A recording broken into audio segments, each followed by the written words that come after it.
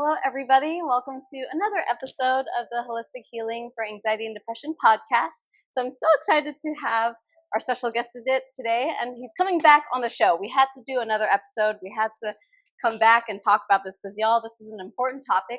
So before I reveal what we're going to talk about, I just wanted to say that this topic is something I'm really passionate about, and it's one of the reasons why I left the nursing profession in the hospital. And it all really starts back to when I was a psychiatric nurse for 8 years in UCLA, and I saw that we were giving meds to patients, and even though it helped them short term, over time, I kept seeing the same people coming back, and it just led to more issues long term, and they were not getting any better.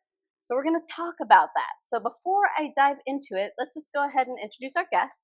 So we have the amazing Christian Harrison here. So Christian is a NASM certified personal trainer and a nutritionist, and he specializes in helping people overcome their weight loss goals, and he really helps them up level their fitness with a really natural method and really, really great way of eating. I love his philosophy about food. So Christian, would you like to share more about who you are and what you do? Of course. So as she said, I'm an NSAM certified personal trainer as well as a nutritionist, and my goal is to answer people a question. What are the best nutritional or physical strategies can someone implement in order to achieve the most optimal results? So the way I do that is by providing a nice and necessary system that people can progress through so that they can achieve exactly what they're looking for: longevity and a better quality of life. Oh man, I love that. That's amazing. That's something that we all need in this day and age. And speaking of this day and age, what we're going to talk about today is why in modern society, why it's so hard to actually be healthy, why it is that the food that's in our grocery stores, the medicine that's in our medicine cabinets, why those things that modern times has given us is actually making us unhealthier, and it's actually causing us more harm than good. So like I said, I was a nurse for several years in the hospital, and it's so weird that when you give someone a medicine, you expect them to get better, right? When you go to a grocery store and you eat what's called healthy food on the packaging, you expect to feel better. But for Absolutely. some reason, that's not happening. And what we're seeing in this day and age is literally, according to the CDC, from 2013 to 2022, we're seeing mental health, depression prevalence going up. We're among men and women and also children. And we're seeing also heart disease and all these health complications continue to be on the rise. So what is up with that? So we're going to dive into the controversy behind modern times and why it's causing us to be unhealthy, even though it markets the opposite of that. So why don't we dive into this? I know, Christian, you're very, very passionate about this. So tell us a little bit about what you know about, first let's start with the standard American diet, and just tell us what that means and why it's hurting us. Well, first of all, I do want to say that it's funny that we have labels for food, such as healthy food. Right. When you go to the grocery store, you shouldn't have to seek out foods that aren't going to kill us. Right. You should be expecting to go to the grocery store and know that those foods are going to contain the necessary nutrients in order to increase longevity. But like Right. she said, unfortunately, and we can see this all around in society, that is simply not the case anymore. So what is that? And I do think it is linked to what we call the SAD diet, the standard American diet. What is that? That is the cultural North American diet. And the reason why I say cultural is because culture is based off of an ethos of a country, right? And the ethos of the United States is money. That is true. It is about gratifying the needs and urges of others in order for you to generate capital for yourself. So that has fantastic benefits, okay? I'm not here to sit down and be like, oh, down with the man, okay? What I'm trying to say is that there's always going to be some consequences for humanity's actions. And that starts happening when you start taking capital over things that would be considered humanitarian or moral. And health is one of those things, unfortunately. So when you take capital, when you take cash, the moolah, over people's health, then you start seeing the cracks starting to show up. And I think one of the biggest ways that we see that is through our nutrition. Right. When it's about gratifying people rather than healing people, what you end up having is what we call the North American diet, where 75% of the food supply is now considered ultra processed, meaning that 3 out of 4 things in the grocery store can now only be made in chemical facilities. And you hear the word chemical, and that's the God honest truth. When I was in nutrition schooling, the degree at which these companies are trying to get people to consume rather than heal is absolutely borderline psychotic. I would say borderline psychotic. There's a reason why when you pass by food facilities, there's absolutely no windows. There's no windows because they don't want you to see what's going on inside. Because you would see that there isn't ovens. It's not like the Food Network. What you're seeing is chemical vats and laboratory experiments that you think would only be with Tesla and lab rats in a studio. Right. Right, that's crazy. And I never thought about that. It's like, oh, that's true. There are no windows. There's no transparency. Even like going into the food labeling, even the manipulation that you see with the marketing of the food, like the packaging of the food and how they have to say so many words on the labels to make it seem like it's healthy. There's just so much manipulation going on that you're not aware of. And it's really all like what Christian was saying. It's really all in the interest of capital. So all in the interest of making money rather than our health. Don't get canceled, Charmaine. Don't get canceled. I know.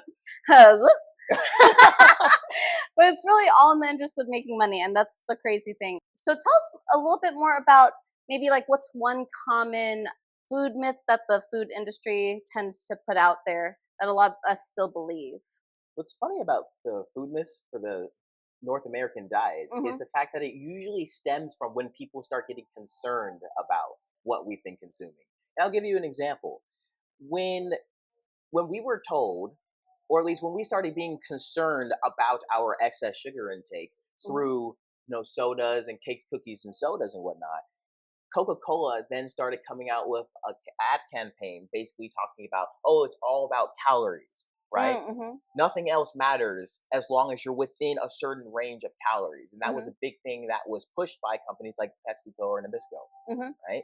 So one of the biggest things that I have to say is a calorie is not a calorie. A calorie from carrots is not the same thing as a calorie from soda because the nutrient content of those foods are significantly different, worlds different. When you eat a carrot, you're getting a wide assortment of vitamins and minerals. When you're eating a soda, you are getting caramel color and you're getting caramel color and fructose. Right. Those are going to have completely different operations in the body, and one's positive, one's negative. Right. Right. So let's go into that a little bit. Like, what happens when we're consistently eating food from the North American diet or the standard American diet? Like, what happens to our bodies and maybe even emotionally or mentally? Like, what happens when we eat more of that, and why does it cause health issues versus real food? Well, imagine like this. If you have a car, right, and you know it needs to be fueled by gasoline, but you keep giving it water or like potato juice or something, just anything random except for oil, then the car is not going to function right. And it is the same thing when it comes to our minds. Bodies too, but our minds especially. Right. Because our brains need certain nutrients in order to function. Right. If with the North American diet, the majority of those nutrients are void in the foods that we eat in the North American diet. So our brains will receive these foods and will not know what to do with them at all. Just like how a car is not going to function without its proper gas, a brain is not going to function without its proper nutrition. Right. It's the same thing. Right. How can we expect to think with clarity, with passion, and with proper jurisdiction of our own movements in life if we are not receiving the necessary fuel it needs to do its job? Right. It is of no surprise to me that one of the biggest issues for the United States is mental health, and that has seen no decline since the 1970s. Right. And it's because we keep perpetuating this narrative that, oh, it's just about calories or something like that. It has something to do with the quality that the brain is actually receiving. Right. That's why you have people that are inordinate, are unable to function.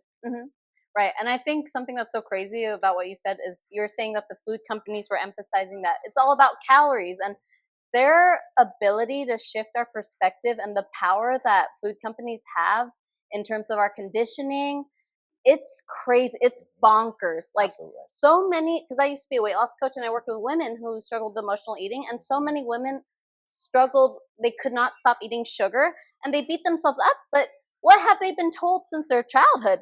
They've been told Coca-Cola means happiness. They've been told all you got to do to lose weight, like Weight Watchers and all this stuff, is that you have to just focus on the calories and just like eat certain points or whatever. This is the kind of crazy thing. I bet any of you watching, just think about this for yourself. Like, what sort of things have you learned growing up about food or about health? What do you remember when it comes to what you've seen in a commercial, basically? I bet a lot of us can think about some things we've seen in commercials and how it's shaped our perspective about what we eat. So are there any other things you could think about, like in terms of how a food is marketed, especially in America, what they say or certain things that we should be aware of? That's sketch. That's That is such a loaded answer that I could sit here and just talk about that one question alone itself. But I think one thing that you can expect is that the way that they want you to think is what they present to you most frequently, right? I think anybody can remember, most childhood commercials, if not all childhood commercials, almost had nothing to do with anything that came previously from the earth. What you would see is you would see a ton of cereal commercials, a ton of candy bar commercials. Maybe you would see something about like an energy bar in relation to fitness. Right. But for the most part, you were always told that it was the sugar-laden things that was going to bring you happiness. I mean, even like in certain commercials, I mean, Lucky Charms. Everyone knows the Lucky Charms thing is magically delicious, right? Right. We all know it, And when you're a kid, and that's all you hear, that's what's subconsciously going to be input in the mind. Right. And one thing that I wanted to point out is that it's funny how it was a lot easier for industry to take over that narrative than we think. And the reason why I say that is because this is really the first time in history that a government really actually addressed what we should be eating to an extent. Before, people could just expect to just go to the store, go to the local farmer, and that was pretty much the only source of food that they had. Right. These foods that we're even addressing right now is extremely new. You didn't have Coca-Cola in the 1800s. Nope. Right? Bread used to be as hard as a rock when it first came out. Did you know that butter used to be a probiotic? It used to be sour. So the direction that we've taken in the modern age is such a new thing, such a new concept. And people quite literally throughout all of human history did not have to think about it to the degree that we have to now. Right. And that's why this was quite literally what these industries were saying was quite literally the first pieces of information that humans had ever received. So why wouldn't you believe it? You didn't have a previous reference before. And if you eat something that's manufactured to be as addicting as possible, you're going to hear them say, this is cool. You're going to eat it. You're going to be like, wow, this dopamine that I'm getting from like 70 grams of sugar. Of course you're going to listen to that. Right. There's no other reason not to. Right. You weren't told any other reference. You had no other reference. Right, right. Especially like what you were saying when you were growing up and as kids, like we still all remember those cereal commercials. Like I still remember like Fruit Loops, Cinnamon Toast Crunch, like so many things. And name one commercial about fruit when you were a kid. Please, that's a great point. What? Not a juice box, okay? Yeah, no, not freaking Capri Sun or name one about a mango. Like name one from Sprouts. You never saw that when you were on Nickelodeon, Cartoon Network, or whatever Boomerang, whatever you watched as a kid. Right, exactly. So it's so crazy how powerful the companies, like the influence they have, and when the kids have this reference on the television, and then they go to the store, it's like what do they want and what do they see? And even in grocery stores, like, do you know about could you tell us a bit about how they rearrange grocery stores psychologically? How do they do that? The layout is diabolical because we are made to look through the center, right? Our peripheral vision is a blur when we walk into a store. What we're looking at is what is directly in front of us. So how do stores take advantage of that?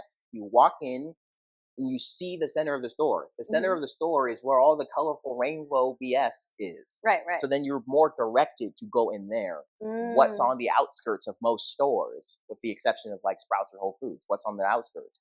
it's going to be the stuff that is actually going to help us out. That's not where they want you to go. They want you to go and they want you to see the pretty boxes, the rainbow boxes of Gushers with the nice little characters that look nice and friendly. You just want to give them a handshake, give them a little, right. give them a little hug, right? You want to look at the Honey Nut Cheerios be and squeeze little cheeks, right? That's where you want to go. Mm-hmm. But the boring meat, boring dairy, vegetables, so bland. Lame. I want the red 40. You want the red 40. Right. There is actually pretty good controversy about a couple stores. I won't name them so I won't get killed. But they quite literally direct the lights into the center of the store. So then our eyes are more compelled to look. Oh, get out of here. Oh yeah. It also shines. It shines on these bright red, yellow, blue boxes for you to look at. So then you're automatically inclined to go in there subconsciously. Get out of here. That's freaking whack. I'm telling you, like the psychopathy that goes into these manipulation tactics is insane. Right. And just considering the fact that there was no frame of reference beforehand, it makes total sense. You go in there, it tastes super good. Mm-hmm. You may be dying on the side, but at least it tastes good in the moment. Right. If you ever feel like you have a stomach or whatever, just eat more. Then you'll feel good for a second. Right. It's a constant cycle. It sounds like a drug. Why? Because it is. Right. Right. And the thing that's so hard to hear about all this is that none of us have the intention of being unhealthy. All of us definitely want to be healthy, but it's just we're not aware of all the underlying manipulation that goes on behind the scenes and just how involved businesses are to really make sure that you really are driven more by that brain that wants dopamine rather than making intentional choices. I think a big part of why I wanted to talk about this today on the podcast is just to help you all see that when you want to make change to your health, a lot of it isn't because you're flawed, and it's not because you're weak or you're lazy or things like that. There's a lot of actual underlying manipulation going on. They know psychology. They understand what goes on behind the brain and how it works. So they know what makes you want and crave food. So it's not your fault. So it definitely, though, takes awareness. Like if you want to change, it definitely takes awareness of all these sort of myths and tactics people are doing to make you crave food. So is there any other sort of things that you see going on in the food industry that more people need to be aware of? Any myths about say sugar or cholesterol or any sort of things that salt or any sort of things that every time you bring up one of these things, I have an entire. I saw that visceral reaction. There are the trigger words. There are so many things. There's a lot. So many things that I could go into that would literally make this sitting 5 hours long. I know. Per topic. I know. Is there one what's one big one that you think can help make a big difference in people's health? One thing people should know, because I know sugar is pretty big, but is there anything else that comes to mind? If I were. It's a loaded question, I know. It is a very loaded very question. Loaded. I'm trying to pick the largest one. And I think the largest one that opened up the gateway to replacing said thing with sugar is our fear of saturated fat specifically. That's a good one. I think that was the ultimate gateway that led people to consuming the mass amounts of refined carbohydrate. I'm saying refined because I am not here to sit here and be a low carb advocate and say that fruits and vegetables are bad. Okay. See, I was saying, just making sure. Right. Someone's gonna clip that. Someone's gonna clip that out of context. It's a sensitive topic, the carb thing. But anyway, what about the saturated fats? Where did that myth come from, and how did we get here? I know it's a loaded. I know that's a loaded question. It's a very loaded question. We'll try to keep it as concise as we can, but. It came from a biochemist named Ansel Keys. That guy. Yes, look at that. See, now there's a visceral reaction out of her. That guy. It's very triggering. But anyway. Well, he's passed away since then. But he was the person that invented a study, or conducted a study called the 7-country study, where he went to 7 different countries and he wanted to see if there was a correlation between heart disease and saturated fat intake. He came back with the results, and you could see a clear distinction, right? It was undeniable. Saturated fat and heart disease have a positive correlation with each other. More saturated fat, you die faster. That was essentially what he came with. Because some countries eat more fat than others, basically, is what. Okay, exactly. More saturated fat. And the countries that ate the more saturated fat had the most heart disease. That is what he was trying to show. Right. Right. But there's just a slight little problem. Little problem. There's a little problem. And that what was that? And that it wasn't 7 countries that he went to. Nope. He actually went to 22 countries. And when you put the remaining countries on the board, the correlation goes disappears. Doesn't exist. Doesn't exist. That is so crazy. But, and this goes to the first thing that we were talking about, when you are obsessed with capital, you will do anything in order to get that capital, and that's what you're told, right? Right. So what you end up having is that he says, you know what, I'm gonna be a good scientist and modify the results.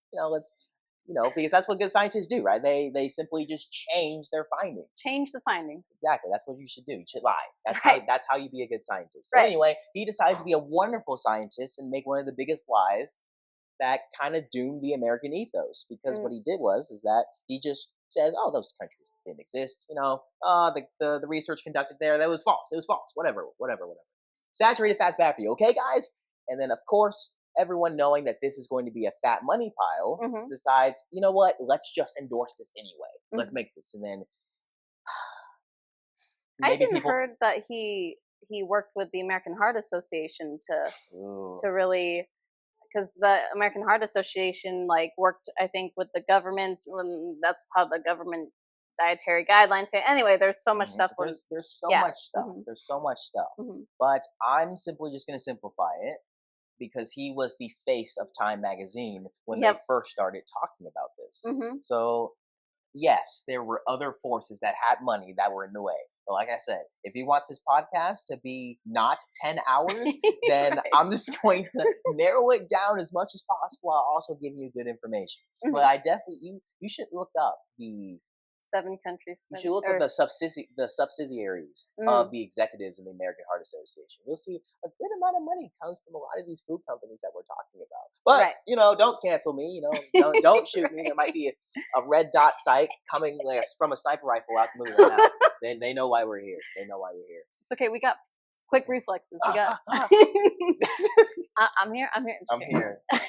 But anyway, no, but honestly, so many people don't even know about Ansel Keys. So I'm glad you brought him up, because he was honestly the reason why America got terrified of fats, and why they took out fats out of things like milk and replaced it with, guess what? Sugar, because that was the gateway to this. And guess what? The reason, a big incentive for that is that sugar does not go bad. Not really. Granulated sugar doesn't have an expiration date per se, right? Fat did have an expiration date. It was very hard to maintain that without, refrigeration units and whatnot.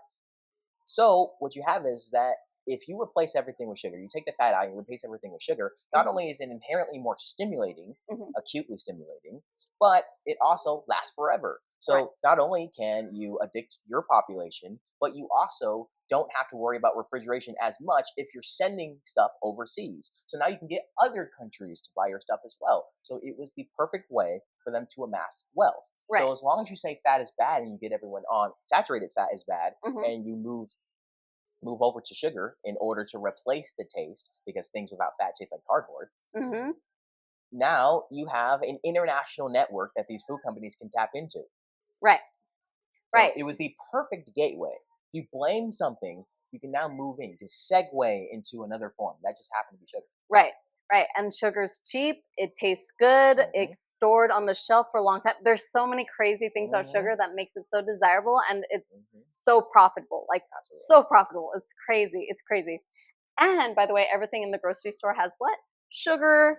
So really, everything. Yeah. So it's really so what suggestions, I guess, would you say to help people be more empowered, knowing all this?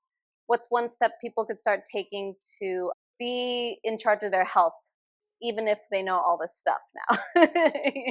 Well, mentally, you need to have a different concept of food in your mind. Unfortunately, this is the first time that we ever had to think about it, but you need to be proactive about this. What you need to see is that what we're trying to tell you is that these companies are willing and are actively trying to take advantage of primordial mechanisms in order to get you to eat certain foods, to eat their food at the expense of your health. I need you to embody that to the 10th degree. And that already will make you much more aware of what's going on. Okay, the reason why the back of these boxes, for example, this is the first thing that you can proactively do. But the reason why the back of boxes look so plain compared to the front that has all the shiny letters and characters is because they are still legally obligated to put the ingredients and to tell you what's actually in the foods. So they hope that you don't look at the back, and they hope that you just trust that it's this magically delicious, colorful thing, right? Instead of thinking about turning on the back of the box and seeing that there's like 50 grams of sugar per serving, they're hoping that you just look at the Honey Nut Cheerio bee and squeeze it, right? Right. The first thing you can do is start proactively looking and seeing what is actually in these things. We know that excess sugar is bad for us. So if you turn in and look at the back of the box and you see that the first or second ingredient on it is in excess of sugar, know that this probably isn't going to be the best thing for you, right? Right. So the first thing you can do as a rule of thumb is look at the ingredient labels, because you'll see they are legally obligated to put labels. They'll tell you whether some foods are bioengineered. That's a good indication. They have to tell you whether certain products in it or ingredients in the food are going to induce birth defects. You might see that when you see like a drive-through, like McDonald's, for example. They have a label saying there's a lot of ingredients in these things that can cause birth defects. Right. But it requires you to look. They're hoping that you're just going to look at the front of the box. They're hoping that you're not going to think about it too hard. Right. It's time to think about it. And I know this is what I get from a lot of clients. Like, well, I don't want to spend all day looking at ingredients and stuff. What makes you go to certain products? It's the fact that you know that you like the taste, so you come back and get it, right? Right. So you need to do the same thing with good, whole, nutritious foods. You find brands that you like and that you trust, and then you go back to those brands. That way you don't have to think about it over and over. Okay? Right. So that's the second thing. Find brands that are actually trustworthy that you can enjoy and start proactively going to those brands. Right? So those are the two main actionable things that you can do right now. Then literally the next time you go to the grocery store, and you can see. You can even go in your cabinets and see what foods may contain certain ingredients or an excess of certain ingredients or lack thereof of nutrients and maybe you need to consider going to the store and figuring out if there is a better way, a better version of said food. Right. Which nowadays there really are a lot of options, which is great. Like there is so much more awareness of things like Ansel Keys and all the how high fat is actually better for you. Like saturated fats aren't bad for you. So people are a lot more aware of it these days. And there are more things going around, like there's no seed oils in certain restaurants even and stuff like that. So there are a lot of options. So don't be discouraged. Like even if there is sugar in a lot of things now, there is also more options available. So, and I like your tip about the branding. Like if there's because it's true. It's like if there's a brand you try, like is there any certain brand that you recommend for certain foods that you like? Because I have one in mind. Say yours first, and I'll think about it. I like Primal Kitchen. So Primal Kitchen is great. They make sauces and dressings. Okay, one of the things that have so much sugar is like salad dressing and ketchup and sauces. So Primal Kitchen always uses high quality ingredients. They use avocado oil instead of seed oils. They don't have sugar in any of their ingredients, including the ketchup. If there's sugar, it's only the natural sugar from the tomato, okay? So it says that in the ingredients. It's like there's tomato there, not like cane sugar or whatever, sucrose. So I like Primal Kitchen. Nice. How about you? Like that. All right, now I got one in my head. Now I should give me an idea. But if you have a sweet tooth and you like candy bars and whatnot, but you're also looking for a decent amount of protein, what you can eat it's called an RX No BS bar. Another version is also called a Lara bar, where they're very sweet because the base is dates, but they also have a good amount of protein because they have egg whites and cashews and almonds in them as well. Very good way to get your sweet tooth out of the way, but also have a good amount of vitamins and minerals. Right. So that's one that I tend to like a lot. I use it for pre-workout when I go on long runs or I go for bike rides that are above 10 miles, things like that. Right. Awesome. And I wanted to touch upon also just the parallel with the food industry and the pharmaceutical industry because it's so crazy. Okay, first I want to say when I was a nurse, I treated a lot of patients, like I was in the psychiatric unit, but I was in the medical psychiatric unit. So these psych patients also had comorbidities like heart disease, diabetes, all the things, high cholesterol, all that stuff. And one of the main things patients had was diabetes. And literally what I was told as a nurse is that diabetes isn't treatable, for one thing. You need to have insulin to eat and survive. And number 3, you'd have to be on insulin for the rest of your life. Like I was literally told when I was a nurse, like diabetes isn't curable, it's not treatable. They just have to be on insulin forever. And it's just crazy, this sort of model of medicine that we have, where does it even make sense where we have to make someone dependent on something external like medication for the rest of their life? Like, it just doesn't make sense. It's kind of like this sort of model where it's focused on, oh, you have to buy something to keep getting better. And it's like similar with the food. It's like you have to buy a certain product to feel healthier or something like that. Like you see programs like Weight Watchers and just all these things where they make their products and they're like, oh, you have to eat our thing to be better. So there's a lot of parallels with the food industry and the pharmaceutical companies, and Big Sugar and Big Pharma. There's so many parallels. It's so crazy. So what I was starting to see when I was a psych nurse is that people would be placed on certain medications like antidepressants, and if you have any sort of psych illness, you'd have to this is how it works. It's like, oh, if you have depression, you come in and you say, okay, I'm gonna put you on Prozac for depression, and then you have to wait like 2 weeks to see if it works. And if it doesn't work, which it usually didn't, then you'd have to be switched to another medicine. Then you have to wait another 2 weeks. And if that doesn't work, which it usually didn't, you'd have to be switched to another medicine. So you'd have people sitting in the hospital, which isn't cheap, by the way, to sit in a hospital bed. And you have to wait literally 4 to 6 weeks to see if a medicine is working for you. I didn't realize that the onset was actually that long for these medications. This is actually news to me. Yeah. It could take like 6 weeks to actually see any therapeutic effect from psychiatric drugs. So then they could be on it for 6 weeks and they just genuinely just receive nothing from it. Right. Exactly. It's so crazy. And then if nothing happens after 6 weeks, you're basically like resistant to antidepressant treatment. So now you have to try other classifications of psych drugs. Like, it makes me tired just hearing this. I know, it's crazy. It's crazy. The treatment we gave was just the meds. Did it work? Okay, it didn't. We're going to switch. And usually when it got bad enough and they tried several different categories of antidepressants, you're switched to an antipsychotic. And antipsychotics are being commonly prescribed for people these days. Most people don't know this, but a lot of people, if you have insomnia and it's resistant to certain drugs, you might be prescribed down the road an antipsychotic. So that's a very uncommon term. What is an antipsychotic? So an antipsychotic is basically a drug. Okay, it's a drug given for people who have schizophrenia or some sort of psychosis where you're seeing things, you're hearing voices, you have hallucinations, you're basically, they say that the cause of schizophrenia is that you have too much dopamine, like high levels of dopamine. So antipsychotics block the receptors. Right, they block the neuroreceptors of the dopamine, so then they block it. So that way it could help with the psychosis. But the only issue with those drugs is they have crazy side effects. It's really bad. They have bad side effects called extrapyramidal symptoms, where you could have these involuntary muscular contractions. You could have these like tongue writhing, just like all this crazy stuff. You have like weight gain, you have metabolic syndrome.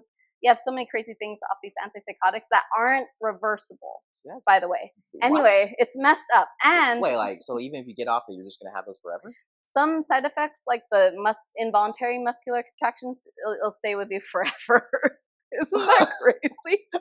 And like, what is even, like, let's say your voices go away, but you can't move your body anymore and your tongue just randomly just like writhes around. What's even the point of being alive? I know. Voices are gone, but I can't move. I know, right? What? Yeah, but some people are taking these drugs for insomnia, and they're just regular people taking it for insomnia. So one thing to watch out for is this medicine called Seroquel. It's an antipsychotic, and it's something commonly given for sleep. So don't take it because this is an antipsychotic, and most likely the doctor won't give you consent. He won't explain the actual side effects because the doctor's only incentive is, let's just try to help the symptoms go away. They don't carefully explain the side effects. So you really got to be careful taking any psychiatric drug because certain side effects don't go away for some, especially the antipsychotics. So you really got to be very careful about that. Anyway. I really want to tap into what you just said about the doctor's knowledge on the issue. And many doctors are starting to come out and admit this. But doctors admit that when they go to medical school, they are not learning about nutrition. They are learning about the administration of psychiatric drugs. Not just psychiatric, just medication in general. That's what they go to medical school for. Right. In fact, there is a law saying that you need at least, I believe it's about 10 hours of nutritional education. They say that you need in that. med school? Yes. Oh, okay. First of all, 10 hours is nothing. But nope. 10 classes? Oh, yeah, you'll know everything about it by then. Like, really? Like, there's People still so much. go to school for years on that topic, but anyway. So, I mean, according, like, a bachelor's degree is a net 120 hours of education. There's still things that I'm learning. So Right. 10 hours for doctors? Absolutely ludicrous. But anyway. No, that's a great point. When I went to nursing school, we only had like a couple hours probably on nutrition. So if the nurses don't get, And the crazy thing is, who do you go to talk about your diet? You go to the doctor, which is crazy. Isn't that crazy? You go to the doctor, and the doctor refers to a dietitian, but the doctor is responsible for actually sending the dietitian the dietary recommendations. And depending on if the doctor is mean or not, should I say, might actually just override the dietitian's opinion and say, this is what the patient needs. Right. That is something that I learned when I was in my medical nutrition therapy courses, speaking with the professors that were speaking. They're saying sometimes the dietitian does not have, not most of the time, the dietitian does not have jurisdiction, even if they know that the solution that the doctor is giving is not actually what the patient needs. And my professor was talking about how many qualms they would have with a doctor saying this makes absolutely no sense. And it didn't make sense to me until I was starting to hear that only about 2.4% of the total medical schools in the United States actually meet that 10-hour requirement. Why? Because in the curriculum, most of these classes are electives. Okay? Right. So if they're electives, they might just not choose it. Right. And most of them won't, because the MCAT, from what I've heard, does not speak about nutrition that much. I don't see nutrition being in the MCAT at all. That's so weird. Not at all. So why would nutrition wasn't in the nursing board exam? So why would you? So why would you take a class that is not going to help you actually pass? Right. Pass the actual test so you can go into residency. Right. That's wild. So these look. And let me say this for any doctors that might be listening. You are very intelligent, you are very smart, and I'm not blaming you, okay? I'm not blaming you. This is the hands of people that are way beyond the average means of the average citizen in the United States. You are very smart, you are very intelligent, I'll say that again. And it is not your fault. But please take proactive steps to look into nutrition, because your medical school is not going to do that for you. Right. And for the average citizen that goes to a doctor expecting them to know stuff about that, at this very moment, they do not. Right. Okay? They don't. They are not a specialist for that. They are a specialist for medication. Right. That's the way it is in the United States. Right. And thankfully, there are doctors who are taking proactive steps because they've seen that the results from traditional, conventional medicine isn't working. So like Dr. Jason Fung, like the reason why he went into implementing fasting protocols was because his nephrology patients, his diabetic patients were not getting better on insulin. So he's like, this is messed up. So he did his due diligence and he did his research and he realized, oh, fasting is actually helpful. So there are some doctors, if they see that conventional medicine isn't helping, they have done their research, but it requires them to do outside research, and they have to have, unfortunately, it's not in the medical system. It's not in medical schools. They have to. It just sounds bonkers just saying that. Food's not in it. Right. We consume it every day. Right.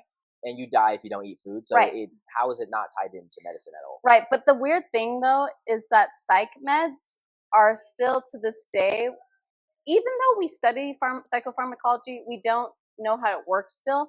And one drug I wanted to touch upon is antidepressants, especially because in the 1960s, they came up with this whole theory that low levels of serotonin is what causes depression.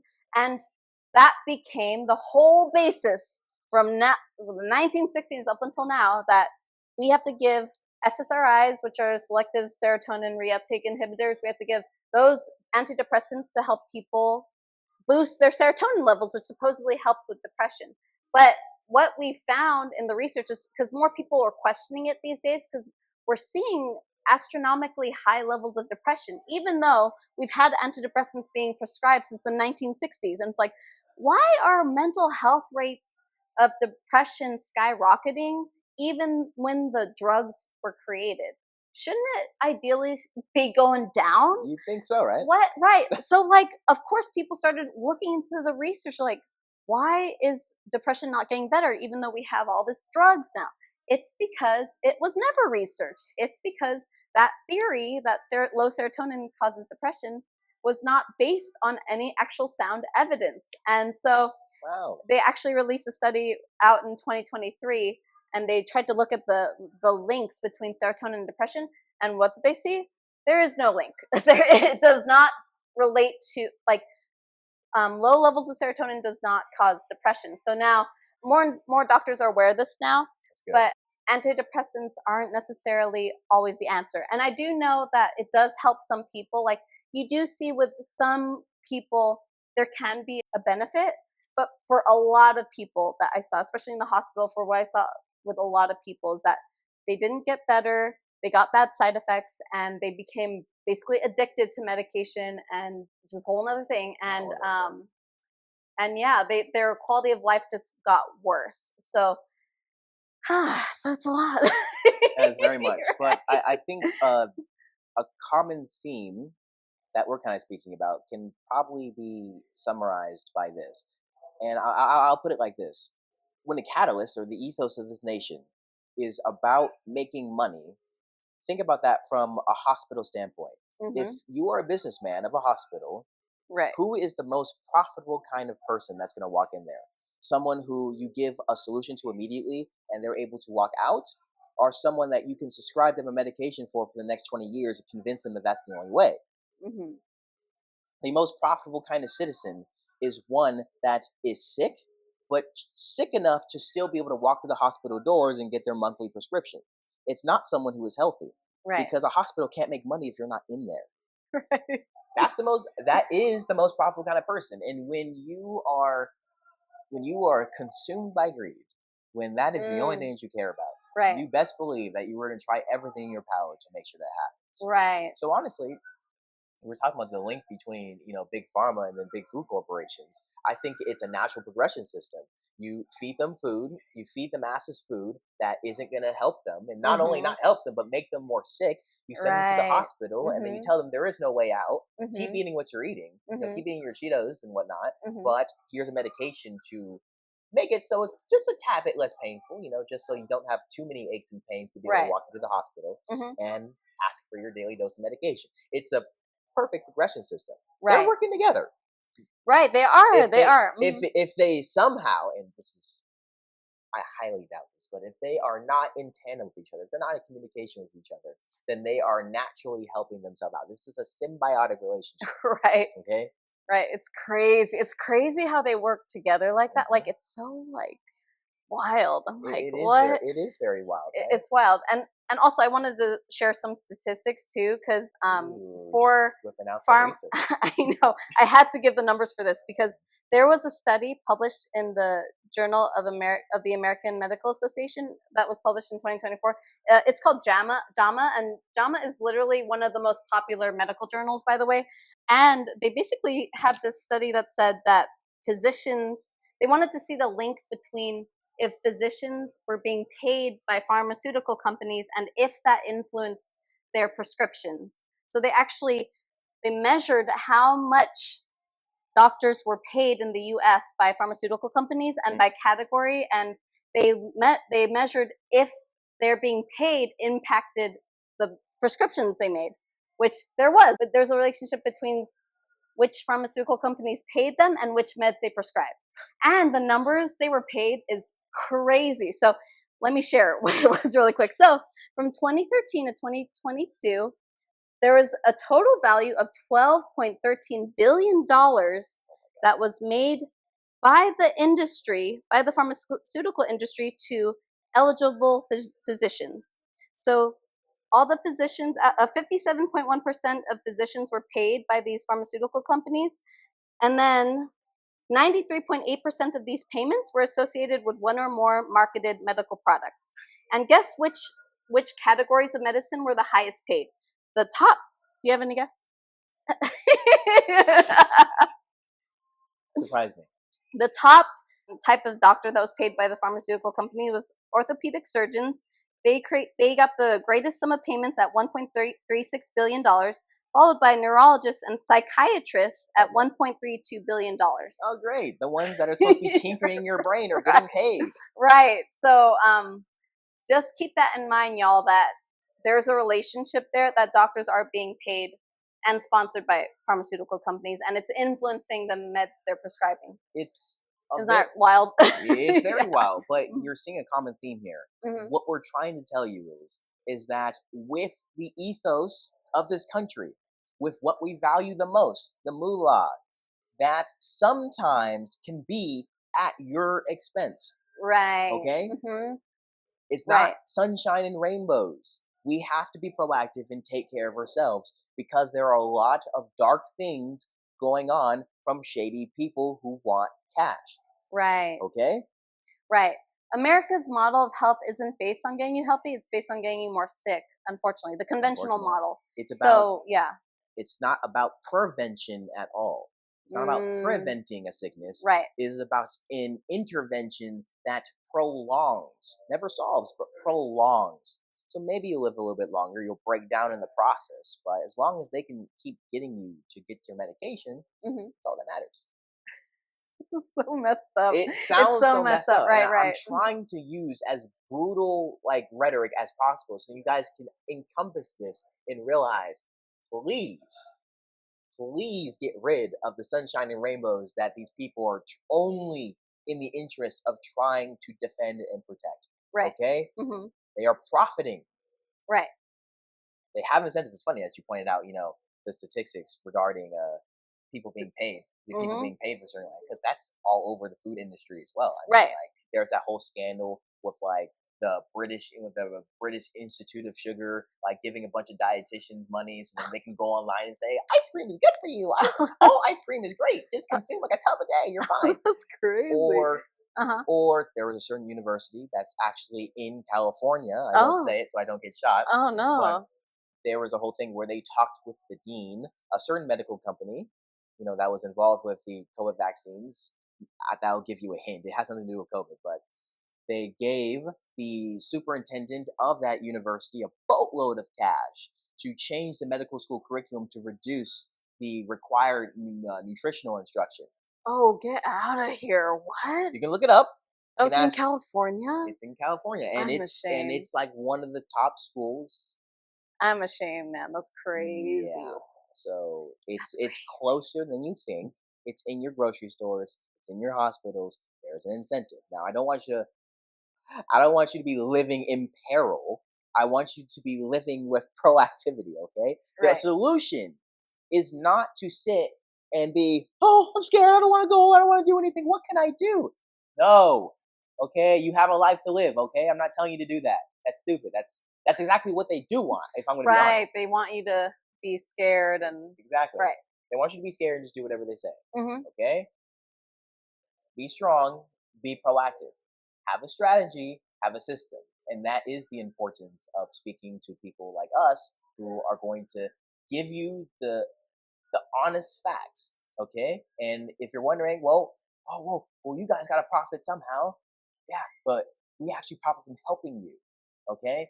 We're not obsessed with cash to the degree that we're going to hurt you to do that. If you don't believe me, and you don't believe her, then you can have a conversation with us and see how well you do after taking our advice. Okay? Right. And I mean, I left a really, really great hospital, I mean, I feel like that's not something that most people would do, to be honest. We're dedicated to helping people get better in their health and emotionally, physically, and because we literally care. And the good news with all this is that there is a lot of people who are also aware of what's going on, and there are a lot of amazing people out there who are spreading awareness of these things, and they're helping people because they just genuinely want to help people. And there's so much also amazing resources that are free out there too, or there's a lot of books out there that don't cost a lot of money. So there is a lot of resources that's available that doesn't require a lot. And basically, I'm doing this because I've seen it myself in the hospital where patients, real people like you, were not getting better. They kept coming back. So that's why I left. That's why I decided to change. And then you had your own journey too with how certain foods were not helping you. And absolutely. So we've been in the trenches. We've seen things going on. We've seen things going on, and we've seen that things the conventional advice doesn't work. Exactly. And I can say without a doubt, about Charmaine and about me as well, money is not our ethos. Okay, and that's why we're not out to hurt you or to keep you in servitude. Okay, because it just isn't that important. There are things to do other than money. Okay, other than gain money. There are lives to live, and we want you to be able to have the capacity to live those same kind of lives. Okay, that's why it matters to us. Yes, amazing. Yay. And is there any last bit of wisdom you have for people, or you had a lot to share there, huh? That was pretty much the biggest thing. Do not cower in fear. Do not start pointing fingers and being angry at humans. Be proactive. Be strategic. Educate yourself. You have this bit, with many pieces that we brought up in subtle ways. Go look those things up, but be proactive and then make changes from that. If you don't know where to start and you don't know how to fix these things, then you can reach out to Charmaine. This is her channel, so you can reach out to Charmaine, or you can reach out to me via my Instagram, which is NutriProfit. We'll write that on the screen. Or you can email me at fitnesschris222@gmail.com. Yes. And then we will provide you with a practical system that is going to get you out of the trenches that we were once in. Yes, exactly.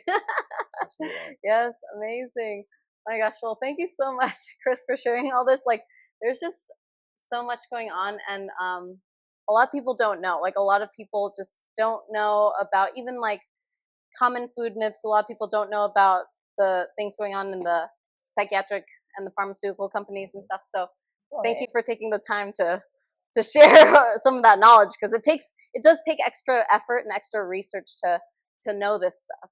It does. And for people who have been less proactive about it, I sympathize with you, because if you have a life and you have other passions, you don't want to spend all day trying to figure out what foods are trying to kill you or not.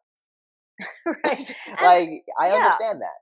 So, and we usually go to our doctor for advice, and again, it's not the doctor's fault. It's just this current system that's set up. It's not in a way that's for our highest good. That's an understatement. That is a big understatement right there. But she's absolutely right. And these are the cards that we've been dealt with. Now we act upon it in the best way we can. If you are someone that genuinely just doesn't want to spend all day looking at like this kind of research, then come to a professional who will give you a filtered response that works just for you. That's going to be someone like me or someone like Charmaine.